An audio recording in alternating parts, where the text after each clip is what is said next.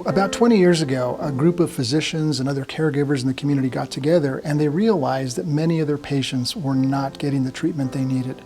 One of the reasons they weren't getting their treatment was because they had these barriers that came up. They needed to find a way to get into Santa Fe. They needed transportation. They needed a place to stay. They had a lot of trade-offs. How am I going to feed my family? This is going to be expensive.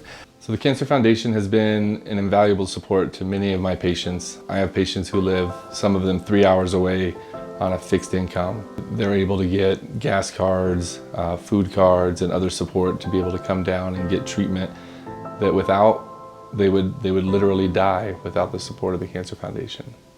If you take a breast cancer patient from Raton that lives on a ranch, she may choose not to be treated and maybe have a worse prognosis. Like, I'm from northern New Mexico, and I've seen a lot of patients from there who are reluctant and too proud to ask for help. I believe it's 60 miles each way from Moriarty here, and I come every other week, twice a week, so that's almost 1,000 miles a month, and the Cancer Foundation reimburses me. It's a great help. And a lot of them don't have cars.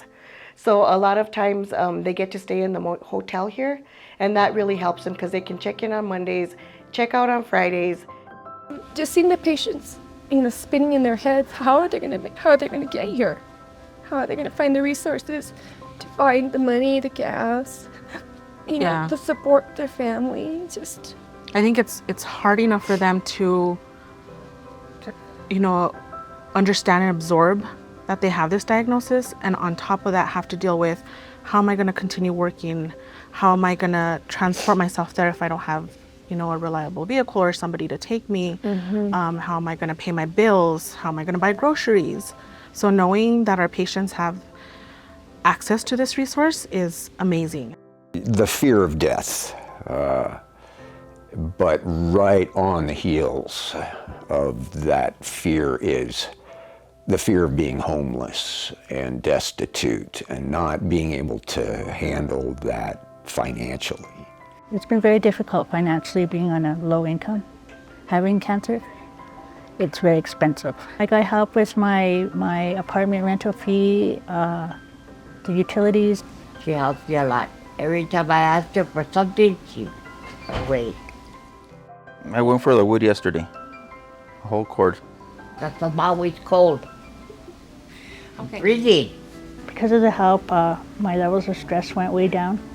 It's just like getting the dragon off your back. I would probably still be alive without the Cancer Foundation, but it'd be pretty sketchy because I wouldn't have a place to live, and a place to live is kind of important when you're trying to heal. I can concentrate more on my health and myself loving me. The giving of assistance was beautiful, and that's what I remember when I think of how I was taken care of last year. The Cancer Foundation for New Mexico offers several support groups right now. We have, I believe, 5. And through those support groups, we offer everything for folks going through grief, folks going through current treatment. I am honored to facilitate both the Caregivers, Family and Friends support group and the grief support group for the Cancer Foundation. People tell me I wouldn't have survived caregiving without the group. In the last 20 years, we've had over 2,500 people participate in those support groups. We're looking to expand those now in the coming year to provide a support group for men, provide a support group done wholly in Spanish, to be able to expand our reach and our services to the entire Santa Fe community and northern New Mexico. Well, every time I come, the volunteers here, Joe, who was today, and all of them are so helpful. They bring you heated blankets, which is nice, or a pillow, or a snack. We couldn't do what we do without our volunteers. We utilize about 150 to 175 volunteers a year to help us do everything that we do, from the infusion centers.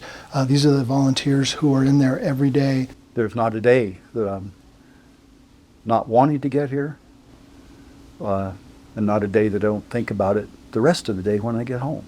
I'm a volunteer because Obi came up to me when I was a first-time chemo patient, terrified, and asked me if I wanted a foot massage. Can you imagine? And he gave me a foot massage and calmed me down and took really good care of me. And for the rest of my therapy treatments, everyone took such good care of me that I came back as a volunteer. This is the really cool thing. We deliver Christmas boxes and fruit bags and toys for kids to locations all over northern New Mexico. I mean, to me, I'm going to get choked up, but this is the perfect thing to do this time of year. So thank you so much for giving of your time to the people who really need our care the most. Thanks.